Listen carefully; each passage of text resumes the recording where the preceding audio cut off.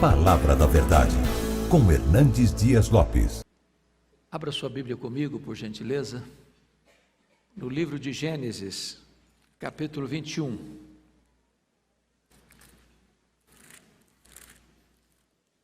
Faremos a leitura dos versos 8 ao verso 21.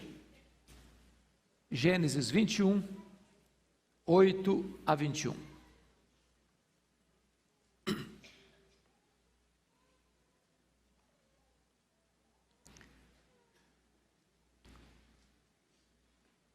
Assim está escrito: Isaque cresceu e foi desmamado.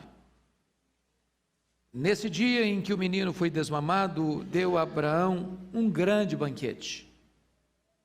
Vendo Sara que o filho de Agar, a egípcia, o qual ela dera à luz a Abraão, caçoava de Isaque, disse a Abraão: rejeita essa escrava e seu filho, porque o filho dessa escrava não será herdeiro com Isaque, meu filho. Pareceu isso muito penoso aos olhos de Abraão por causa de seu filho. Disse, porém, Deus a Abraão: não te pareça isso mal por causa do moço e por causa da tua serva. Atende a Sara em tudo o que ela te disser, porque por Isaque será chamada a tua descendência. Mas também do filho da tua serva farei uma grande nação, por ser ele teu descendente. Levantou-se, pois, Abraão de madrugada, tomou o pão e um odre de água, pô-los às costas de Agar, deu-lhe o menino e a despediu. Ela saiu andando errante pelo deserto de Berseba. Tendo-se acabado a água do odre, colocou ela o menino debaixo de um dos arbustos e, afastando-se, foi sentar-se defronte, à distância de um tiro de arco, porque dizia: assim não verei morrer o menino. E sentando-se em frente dele, levantou a voz e chorou. Deus, porém, ouviu a voz do menino, e o anjo de Deus chamou do céu a Agar e lhe disse: que tens, Agar? Não temas, porque Deus ouviu a voz do menino daí onde está. Ergue-te, levanta o rapaz, segura-o pela mão, porque eu farei dele um grande povo. Abrindo-lhe Deus os olhos, viu ela um poço de água, e indo a ele, encheu de água o odre e deu de beber ao rapaz. Deus estava com o rapaz, que cresceu, habitou no deserto e se tornou flecheiro. Habitou no deserto de Parã, e sua mãe o casou com uma mulher da terra do Egito. Amém. Eu quero pensar com vocês hoje sobre o tema: como transformar a crise da família em triunfo.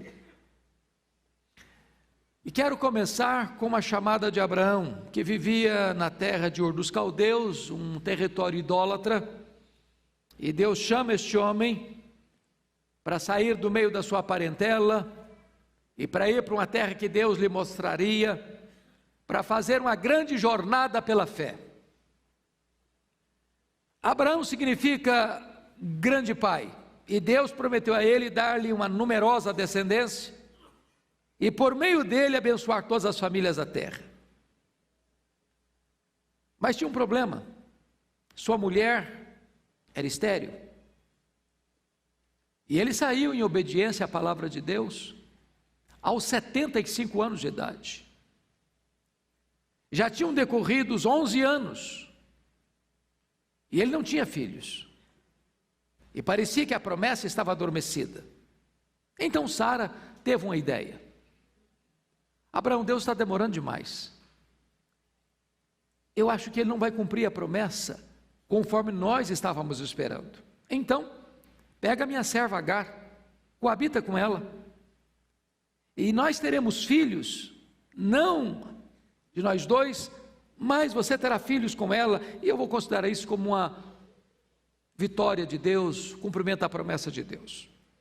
Diz a Bíblia que Abraão concordou com Sara e coabitou com a sua serva, e ela concebeu. E no momento que ela concebeu, ela passa a desprezar a sua senhora Sara. E Sara vai reclamar isso com Abraão. E Abraão diz: olha, está nas suas mãos, faça o que você entender que é melhor. E diz a Bíblia que Sara humilhou Agar. Eu não sei até que ponto foi essa humilhação, mas foi uma humilhação suficiente para Agar sair de casa grávida e ir para o deserto. Quem sabe sem rumo na vida. Quando então um anjo do Senhor aparece para ela e diz: volta a sua senhora, humilha-se diante dela. E ela voltou. E o anjo disse: você vai chamar esse menino de Ismael, e esse menino vai ser grande, e esse menino vai ser pai de nações também. E ela volta, se humilha diante de Sara. O menino nasce, e agora o menino já está com 13 anos, quando também diz a Bíblia que Deus volta para Abraão e diz: olha, eu vou cumprir minha promessa. Abraão não acredita mais, ele já está velho demais, seu corpo já está amortecido, a Sara já não tem mais regras e além do mais é estéril. Aí Deus: eu vou cumprir minha promessa. E então diz a Bíblia, quando Abraão tem 100 anos, Sara tem 90 anos, nasce o filho da promessa, nasce Isaque. Eu imagino a festa, porque aquele que devia ser vovô agora é pai. Parece que ele está curtindo as duas coisas juntas. E diz a Bíblia que a Sara ainda amamenta o menino, e amamenta, penso eu, que não só alguns meses. E quando ela desmama o menino, e o menino era capaz de ser caçoado, de ser alvo de chacota e entender isso, diz a Bíblia que o Abraão deu um banquete. Eu nunca vi nenhum pai hoje dar um banquete porque o filho desmamou. Você já viu? Eu nunca vi. Esse é o negócio de ter filho velho demais, né? O certo é que nessa festa, nesse grande banquete, diz a Bíblia que Sara flagra o Ismael, que tem 14 anos, ou mais de 14 anos, diria eu, porque Abraão tinha 86 anos quando o menino nasce. Agora o Isaque nasce quando ele tem 100, portanto 14 anos, mais o tempo em que o Isaque mamou e foi desmamado. Eu quero dizer que o menino devia ter por volta de 15, 16 anos no mínimo. Agora imagina o que é um adolescente caçoar de uma criança. E quando Sara flagra o Isaque caçoando, o Ismael caçoando de Isaque, ela fica empanturrada de raiva, e ela toma uma atitude severa, grave, que já tinha feito lá atrás, há mais de 14 anos, e chega para Abraão e diz: rejeita essa escrava, porque o filho dessa escrava não será herdeiro com Isaque, meu filho.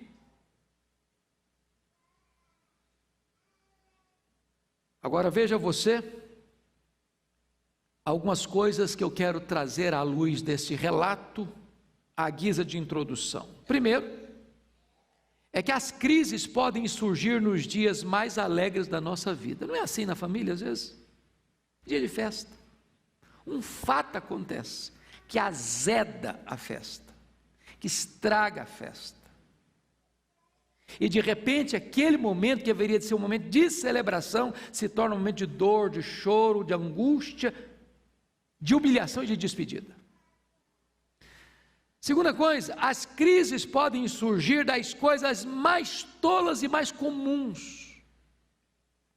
Irmãos, não tem nada mais comum em família do que criança brigar. Não é verdade? E não tem nada mais complicado do que pai e mãe querer tomar partido de briga de criança. Você já viu pai e mãe entrar na briga de criança e cria inimizade? E cria problema? Criança briga, daqui a meia hora está brincando de novo junto. Não tem mágoa, não tem rancor, não tem memórias amargas. resolve o problema. Mas diz a Bíblia que Sara interfere na situação, e o problema que poderia ser resolvido de forma tão simples, se transforma num baita problema. Mas mais ainda, a título de introdução, as crises podem azedar o coração das pessoas mais piedosas. Irmão, Sara era uma mulher de Deus. Sara era casada com um homem de Deus. Sara era uma mulher que tinha um grande projeto na história. E ela agora age como uma mulher cáustica, egoísta, avarenta, amarga. E ela trata Agar como uma coisa, como um objeto, rejeita essa escrava, porque o filho dessa escrava não será herdeiro com Isaac, meu filho. Mas mais do que isso, as crises podem ter as motivações mais mesquinhas, porque o que move o coração de Sara é o dinheiro, é a herança. Tudo passa por esse viés. O filho dessa escrava não será herdeiro com Isaac, meu filho. Parece que até hoje esse negócio de herança ainda causa problema nas famílias. Parece que até hoje ainda se briga por causa de dinheiro nas famílias. Parece que até hoje pessoas são desprezadas e desamadas por causa de dinheiro nas famílias. Mas mais do que isso, irmãos, eu quero fechar aqui a guia de introdução, é que as crises podem levar gente comprometida com Deus a ferir e machucar outras pessoas. E por isso que, quando Sara vai lidar com a situação, ela não cita o nome de Agar, rejeita essa escrava. Porque o filho dessa escrava também não tem nome. O único nome que ela cita é o nome do seu filho, porque o filho dessa escrava não será herdeiro com Isaac, meu filho. E note você, que ela está falando isso para quem? Para o marido dela. E ela poderia pelo menos dizer, o nosso filho. Já perceberam isso? Como às vezes os casais, na hora que a coisa pega, é o meu filho. Se está fazendo coisa boa, é meu filho. Se está fazendo uma arte, é seu filho que está fazendo arte. Pois bem, eu gostaria de olhar agora para essa passagem e entender o que fazer quando essas crises atingem a família, a nossa família. Então vamos olhar para o texto e vamos encontrar aqui algumas lições. Primeiro, creia que as falhas humanas, e as maiores e as mais graves, não podem frustrar os propósitos soberanos de Deus. Veja comigo os versos 12 e 13, por favor. Você pode ler comigo? Vamos lá? Disse, porém, Deus a Abraão: não te pareça isso mal, por causa do moço, por causa da tua serva. Atende a Sara em tudo o que ela te disser, porque por Isaac será chamada a tua descendência. Mas também do filho da serva farei uma grande nação, por ser ele o teu descendente. Irmãos amados, o que Deus está falando para Abraão é o seguinte: ó Abraão, atende a Sara. Não é que Deus está avalizando a atitude da Sara. Não é que Deus está dizendo, olha, a Sara está certa, maltrata mesmo, humilha mesmo, joga fora mesmo, descarta mesmo. O que Deus está dizendo é que apesar da gente errar na família, apesar da gente nutrir sentimentos às vezes nada bonitos no coração e expressar isso com palavras ácidas, apesar de todos os dramas e crises que a nossa família porventura venha a enfrentar, o plano de Deus, o projeto de Deus não pode ser frustrado. Deus é soberano. Se o plano de Sara era empurrar aquela mãe, aquele filho para o deserto da morte, Deus está dizendo, não é a vontade da Sara que vai prevalecer, é o meu propósito que vai prevalecer, é a minha vontade que vai prevalecer, é o meu plano que vai prevalecer. Toda essa história ainda está nas minhas mãos. E então, Abraão, descansa o seu coração. Eu estou dizendo isso a você, porque às vezes a gente passa momentos na família, irmãos, difíceis. Difíceis.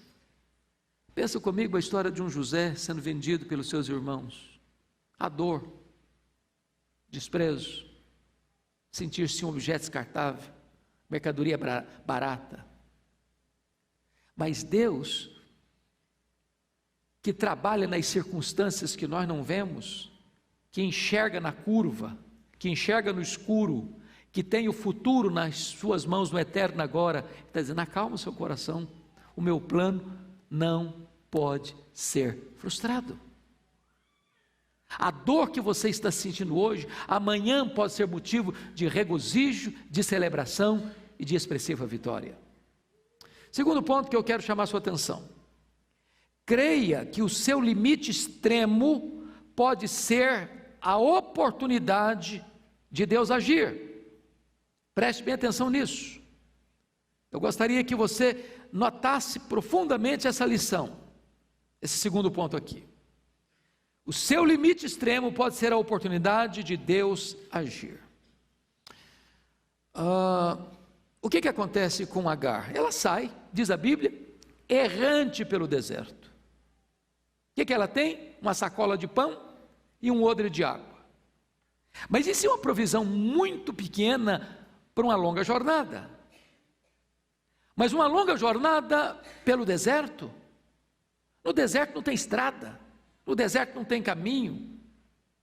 E ela vai andando errante pelo deserto.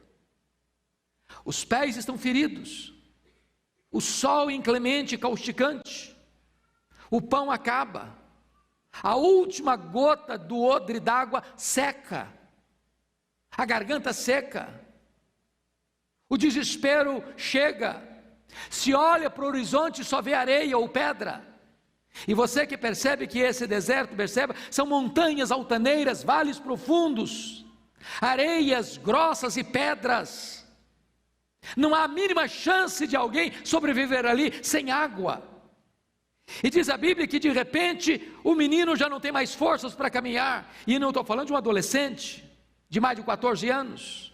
O que a mãe faz? Encontra um arbusto e bota o menino ali, como se fosse o CTI, como se fosse o momento final da vida dele, sem qualquer perspectiva. E ela se afasta e olha para ele e chora. É um momento de desespero, é o fim da linha, é o fundo do poço. É uma situação que você diz: não tem mais jeito, não tem mais solução para mim. E exatamente nesse cenário crítico, nesse cenário desesperador, nesse cenário de não ter mais qualquer saída humana, que diz a Bíblia que Deus ouviu a voz do menino. É nesse cenário que Deus lá dos céus vê as lágrimas de Agar. É lá do céu que sai uma solução sobrenatural para trazer resposta a alguém que diz: acabou, não tem mais chance, não tem mais jeito, não tem mais esperança para a minha vida, para a minha família. Muitas vezes você bota um ponto final e Deus diz: bota apenas uma vírgula, a sua história vai continuar, eu ainda estou escrevendo a sua história. Hoje você está desesperado, hoje você não tem perspectiva, hoje parece que é o fundo do poço, hoje parece que você chegou no final das suas possibilidades, e Deus ainda vai construir uma belíssima história a partir daí, porque Ele é o Deus que intervém nas nossas crises e reverte os dramas da nossa vida em triunfo. Terceiro ponto que eu chamo a sua atenção: creia que mesmo que você seja desprezado na terra, você continua sendo amado no céu. Note comigo, por favor, o versículo 10. Você pode ler o verso 10 comigo? Vamos juntos? Disse Sara a Abraão: rejeita essa escrava e seu filho, porque o filho dessa escrava não será herdeiro com Isaque, meu filho. Agora vamos ler o verso 17 juntos. Deus, porém, ouviu a voz do menino, e o anjo de Deus chamou do céu a Agar e lhe disse: que tens, Agar? Não temas, porque Deus ouviu a voz do menino, daí onde está. Então vamos entender algumas coisas aqui. Primeiro, Agar foi descartada como um objeto imprestável. A ordem de Sara era: rejeita. Ô irmãos, a rejeição dói muito, não? Em qualquer nível da vida. Você já foi rejeitado alguma vez? Já sentiu essa dor? Se sentiu descartável? Você valeu algum dia na vida, hoje você não vale mais? Você era importante algum dia, hoje você não é mais? Note você isso. Agar enfia dentro de si esse sentimento de lixo, de montura existencial. Ela começa a partir daí o registro descartável diante da vida. É o abraço que não pode ser mais dado. É o telefone que é desligado na sua cara. É a porta que bate na sua cara e você não pode entrar. Mas em segundo lugar, veja comigo, ela foi tratada como um sujeito indefinido da história. Rejeita essa escrava. É um ser indefinido, ela não tem nome. Ela é um ser qualquer, ela não tem valor. Para Sara ela não tem valor, ela é uma essa. É um ser indefinido da história. Na verdade, Sara aqui está dizendo o seguinte: eu não me importo é com Isaac, meu filho, que os outros se danem, que passem fome, que morram de sede. Notem vocês que Sara oculta propositadamente o nome de Agar. O nome de alguém é a sua vida, é a sua identidade, é a sua pessoa. Quando você não cita o nome da pessoa, você está dizendo: eu desprezo você, você não tem valor para mim, você é uma coisa qualquer. É isso que Sara está fazendo. Terceiro lugar, ela se sente sem direito, sem vez e sem voz. O texto está dizendo: rejeita essa escrava. É escrava. E naquela época, e aliás, nota de rodapé, saiu um livro agora que vocês não podem deixar de ler, de Laurentino Gomes, Escravidão, primeiro volume. Leiam esse livro, você não poderá entender a história do Brasil, a história da nossa civilização, sem ler essa obra. E eu ganhei de um irmão muito querido aqui, porque eu procurei nas livrarias, não achei, e ele me presenteou. Obra magnífica. Escravo é alguém que não é dono de si mesmo, é propriedade do outro, que você faz o que você quer, você não tem que dar satisfação para ninguém. E Sara está fazendo isso com Agar, rejeita essa escrava. Agora veja você, que se ela recebe na terra esse tratamento de desprezo, de rejeição, de desvalor, olha o que Deus faz, no verso 17, confira aí comigo. Deus afasta dela o sentimento de desprezo e de rejeição. Olha o verso 17: Deus, porém, ouviu a voz do menino, e o anjo de Deus chamou do céu a Agar e lhe disse. Sara não falou o nome dela, mas Deus falou.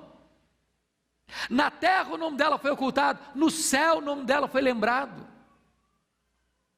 Não tem nada que trata melhor os dramas da nossa alma, os complexos do nosso coração, os nossos sentimentos turbulentos, do que você entender que ainda que as pessoas um dia que valeram-se de você, agora rejeitam você, olha para você com desprezo, mas Deus conhece o seu nome, Deus valoriza você, Deus ama você, Deus se importa com você, Deus conhece o seu nome, e Deus clama dos céus pelo seu nome. Existe alguém que sabe que você não é uma pessoa e não um ninguém, que dá valor a você. Outra coisa, versículo 17 diz: que tens, Agar? Eu acho isso bonito, porque veja você, quando ela disse para Abraão: rejeita essa escrava, Agar não tinha direito, nem vez, nem voz. Ela não podia defender-se, ela não tinha com quem se defender, ela não tinha direitos legais para requerer. Mas o que Deus está fazendo é o seguinte: minha filha, você para mim tem valor, eu estou pronto a ouvir você, pode abrir o coração, o que você tem? Fala, desabafa, reparte, tira a tranca da alma, despeja tudo isso.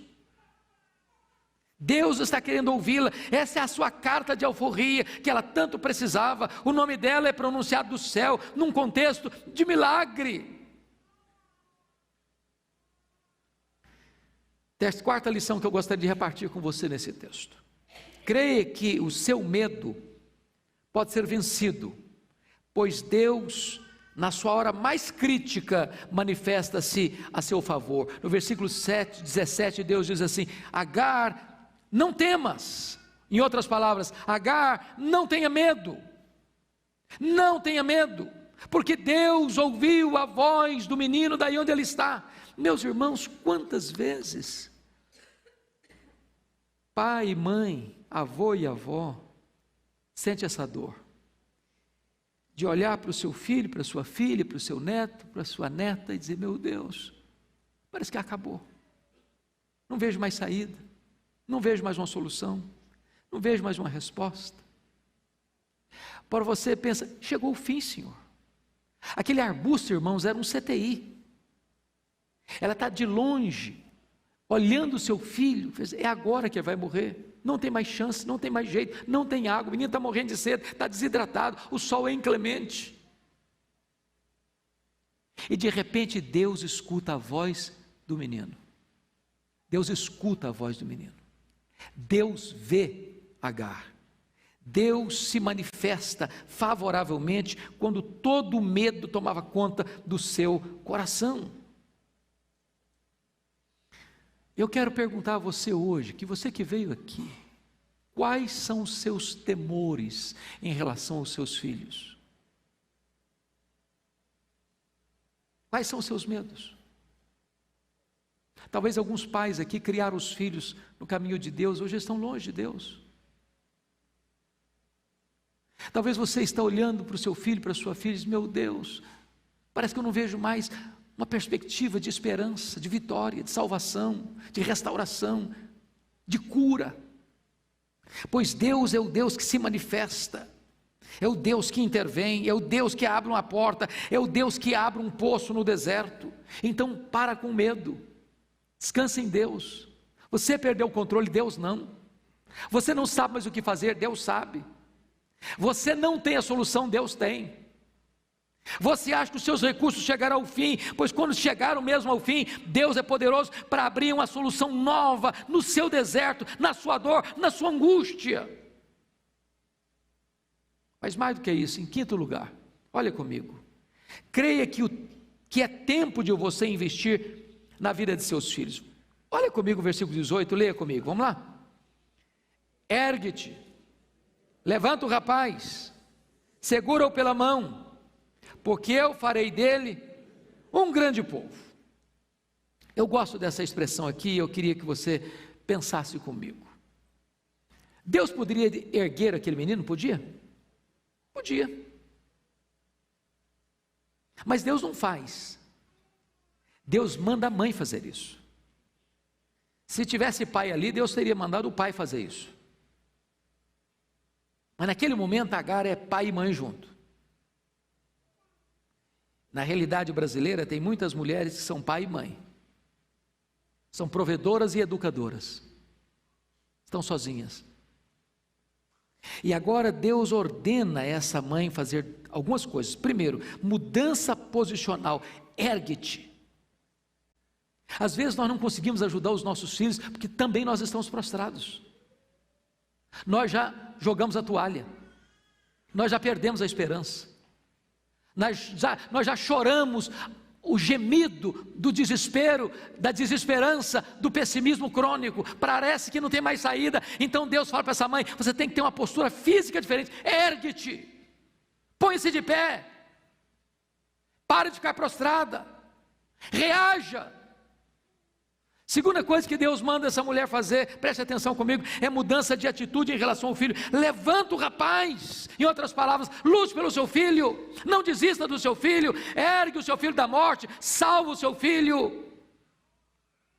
Essa é uma atitude, irmãos, que hoje ainda, embora em circunstâncias diferentes, nós precisamos parar e pensar. Muitos filhos prostrados, na incredulidade, na falta de fé, no amor ao mundo, no amor aos prazeres, no amor ao dinheiro, no amor às coisas que estão trazendo destruição para a sua própria vida. E Deus está ordenando a você e a mim, pai, a você e a mim, mãe, a você e a mim, avô e avó: ergue o menino, levanta o rapaz, invista nos seus filhos, não desista dos seus filhos. Você não gerou filho para a morte, você não gerou filho para o cativeiro, seus filhos são herança de Deus, lute por eles.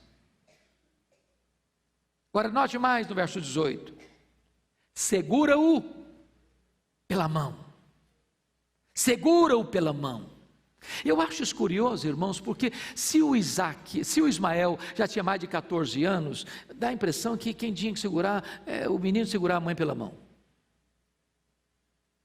Um rapaz de 14, 15 anos hoje é alguém que sustância na força. Mas, para representar uma verdade espiritual, quem tem que segurar o menino pela mão, o rapaz pela mão, é a mãe.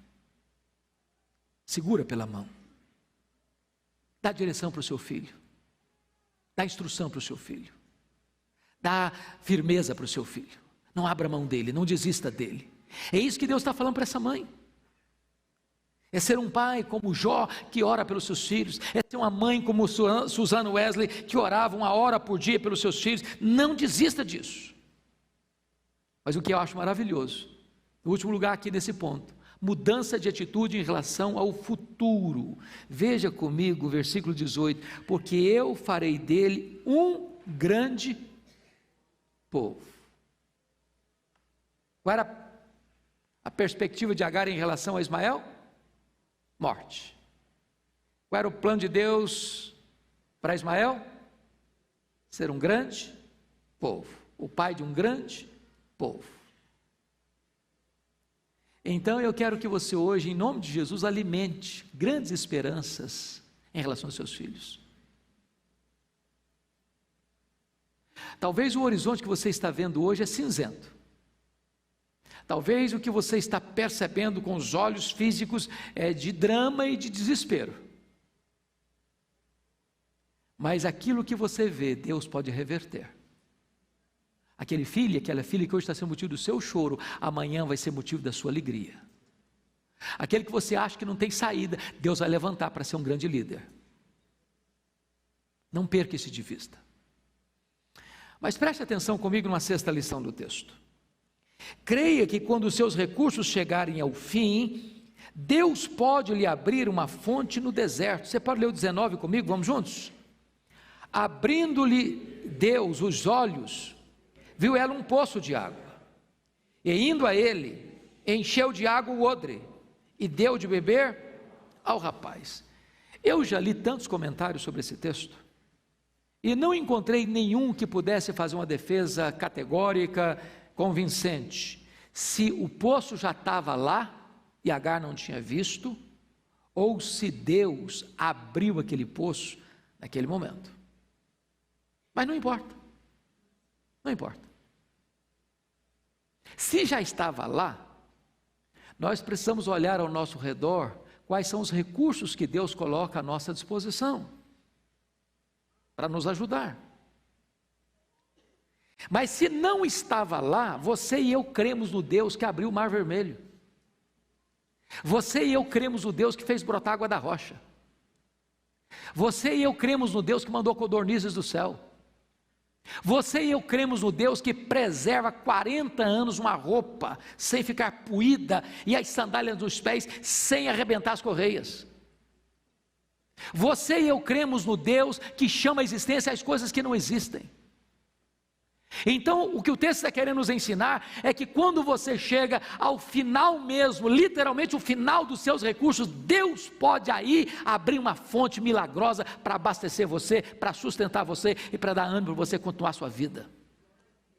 Não jogue a toalha, não perca a esperança.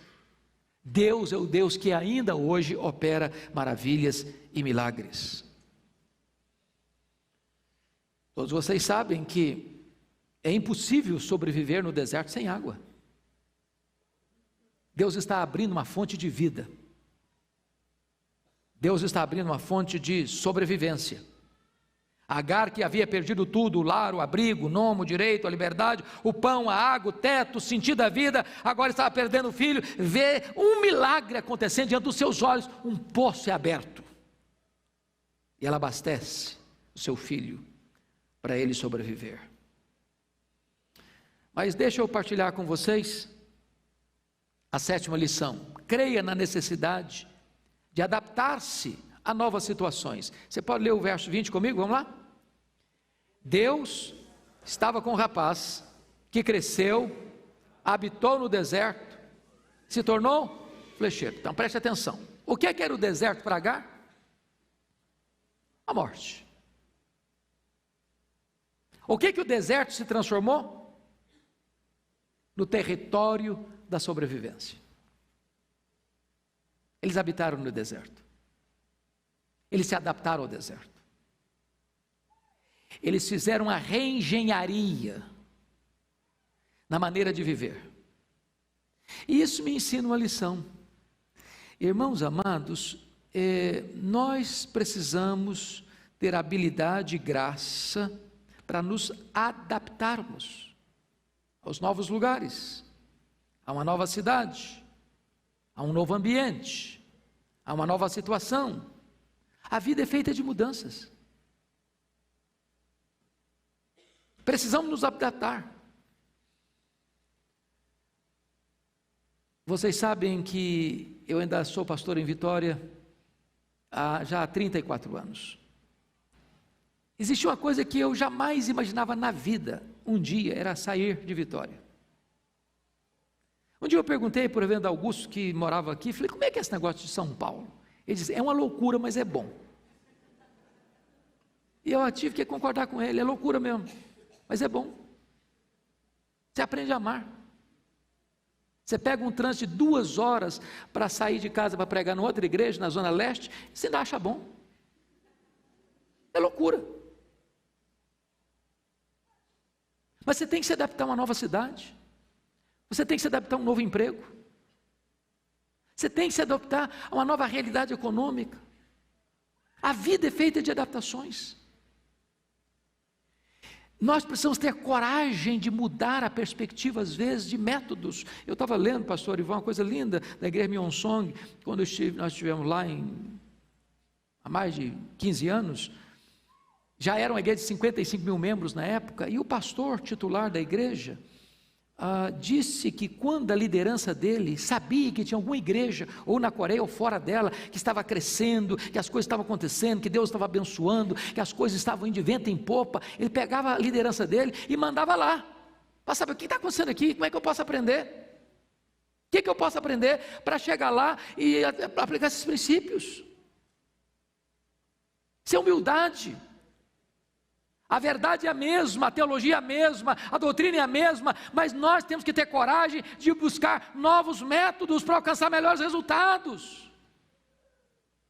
De repente o deserto não é o lugar da sua morte, o deserto é o lugar da sua vitória, do seu triunfo, da sua sobrevivência, do seu crescimento, onde você vai ser uma bênção e vai influenciar tanta gente.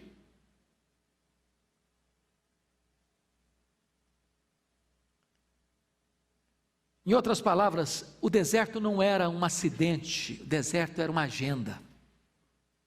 Era uma agenda. Bom, eu quero terminar com o último ponto então.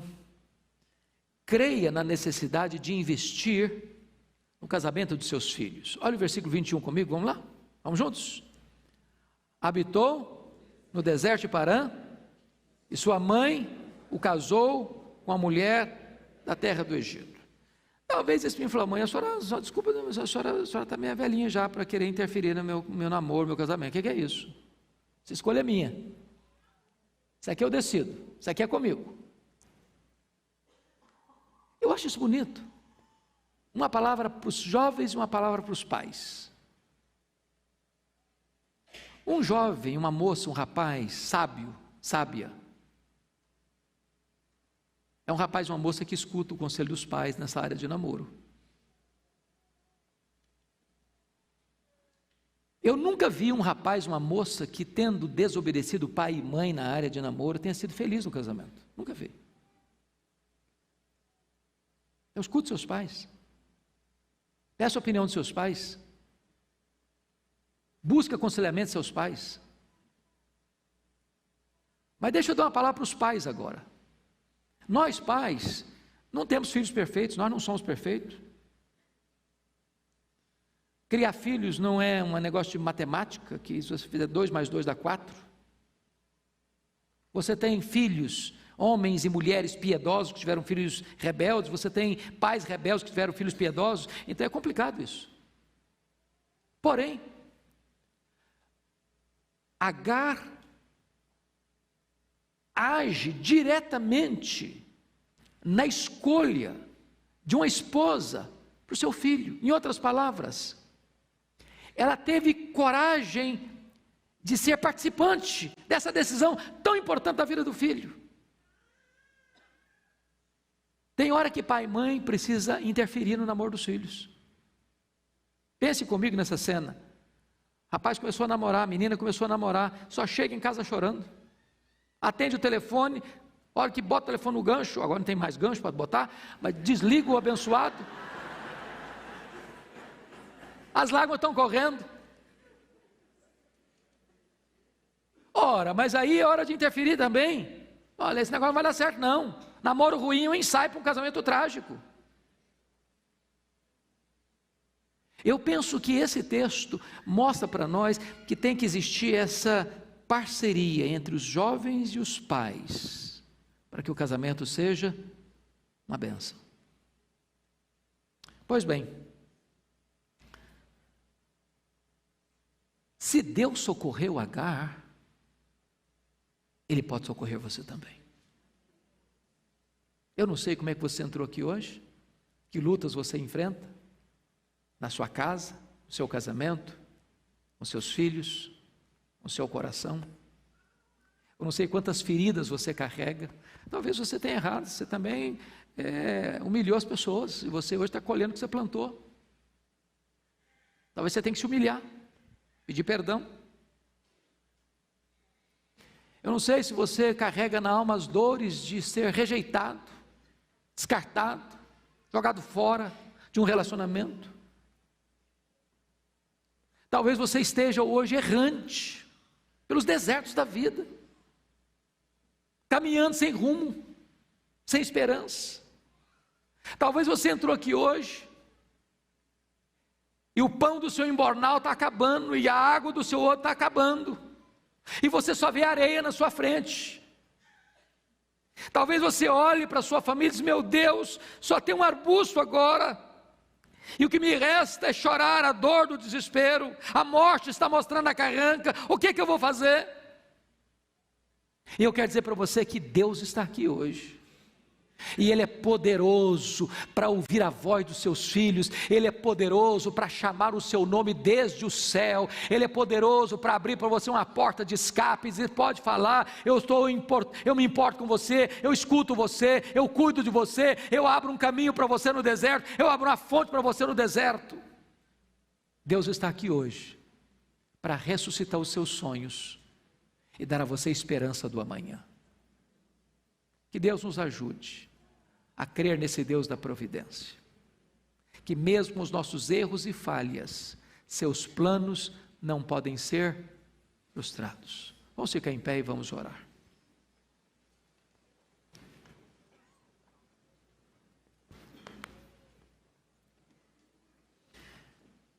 Ó Deus, nós queremos te render graças nesta hora, porque acabamos de ler a tua palavra e nela meditar. Tu és o Deus do ontem, tu és o Deus do hoje, tu és o Deus do amanhã. Tu és o Deus dos nossos pais, tu és o Deus da nossa vida, tu és o Deus dos nossos filhos. Tu és o Deus vivo de geração em geração, de eternidade a eternidade. Para ti não há coisas demasiadamente difíceis, nem mesmo impossíveis. Tu és o Deus Todo-Poderoso que está assentado no alto e sublime trono, e tu tens as rédeas da história em tuas mãos. Nós aqui, Deus, às vezes ficamos aflitos, desesperados até, só nos cabe o choro e o desespero. Mas tu tens o controle do universo e tu tens o controle dos detalhes da nossa vida. Então, Pai, nós te pedimos agora, acalma o nosso coração, aquieta a nossa alma, tira o medo, Senhor, e dá-nos a confiança de que a nossa vida é tua, que a nossa família é tua, que tu hás de conduzir a nossa família para cumprir os teus planos e os teus propósitos. Que seja assim para a glória do teu nome, em nome de Jesus. Amém.